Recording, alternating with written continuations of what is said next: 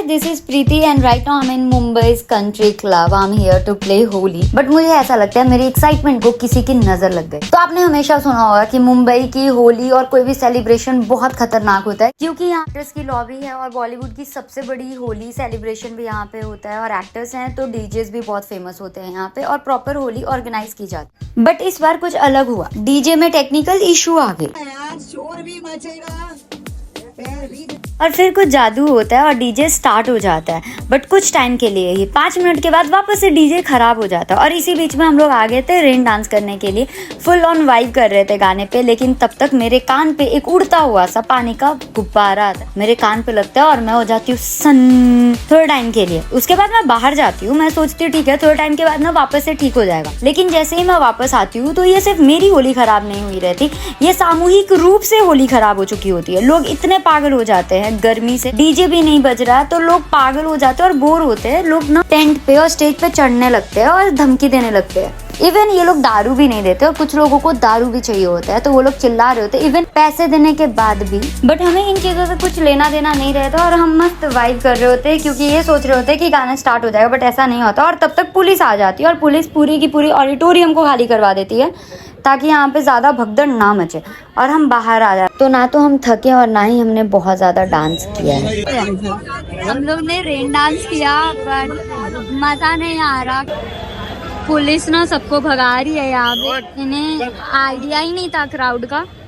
अभी सारे लोग ना यहाँ पे खा पी रहे हैं तो उसके लिए मैनेजमेंट अच्छी नहीं होने की वजह से और ओवर क्राउडेड होने की वजह से पुलिस वालों ने बाहर भी रुकना बंद करवा दिया था। पहले तो खुद पे ही से बेचारापन लग रहा था, बट इन सभी को देखकर मेरी तकलीफ थोड़ी कम हो गई कि पैसा सिर्फ मेरा ही पानी में नहीं गया, इन सभी का पैसा पानी में गया है। वो अलग बात है, मेरा थोड़ा ज्यादा गया, बट कुछ लोगों को देखकर तो और ज्यादा कम हो गई मेरी तकलीफ, क्योंकि वो लोग अभी जस्ट आने की प्लानिंग कर रहे थे जब हम लोग निकल रहे थे। पर अब तक मेरे मुंह में लग चुका था खून, तो मुझे कैसे भी जो है होली खेलनी थी और ज्यादा डांस करना था। तो मैं अपनी औकात के साथ में आ गई अपनी बिल्डिंग में, थोड़ी अमीरों वाली बिल्डिंग, और यहाँ पे आकर मैंने मचाना चालू कर दिया। और ऐसे लोगों के साथ में मैंने होली खेलना चालू कर दिया जिनसे मैंने अभी इंटरेक्शन ही नहीं हुआ है, जिन्हें मैं कभी जानती नहीं। मैं सोसाइटी में बहुत कम लोगों से इंटरेक्शन करती हूँ, इसमें से 1-2 जन को ही जानती थी, 1-2 ही मेरे फ्रेंड्स थे, बट ठीक है। इसके बाद हम लोग गए घेवर लेने के लिए और गुजिया, क्योंकि गुजिया के बिना काहे का होली।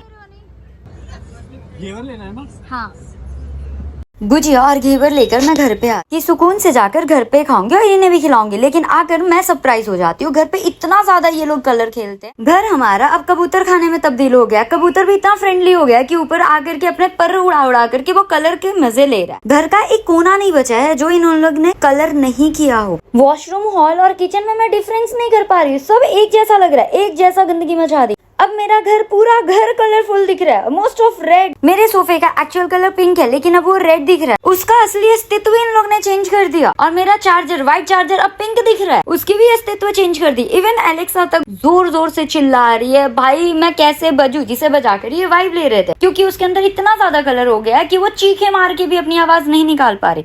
और उसी में से मेरा ये एक फ्रेंड जो कि मस्ती ज्यादा कर रहा था और काम कम, इसलिए मैंने इसका शर्ट फाड़ दिया। फिर लोगों को लगा इसकी कम बेइज्जती हुई, तो इसलिए इन लोगों ने सामूहिक रूप से इसका शर्ट फाड़ दिया। नंगी होली खेली इन लोगों ने। फिर से ये सारे लोग अपनी अपनी मस्ती में लग गए। अल्टीमेटली मुझे खुद से ये पूरी सफाई करनी पड़ रही है। मेरी होली तो आप लोगों ने देख ली कि कैसी रही। अब आप लोग भी कमेंट में बताइए कि आपकी होली कैसी रही, किस तरीके से आपकी अलग रही। फिर से मिलते हैं हम किसी और वीडियो में, किसी और ब्लॉग के साथ में। तब तक के लिए बाय बाय, हैप्पी होली।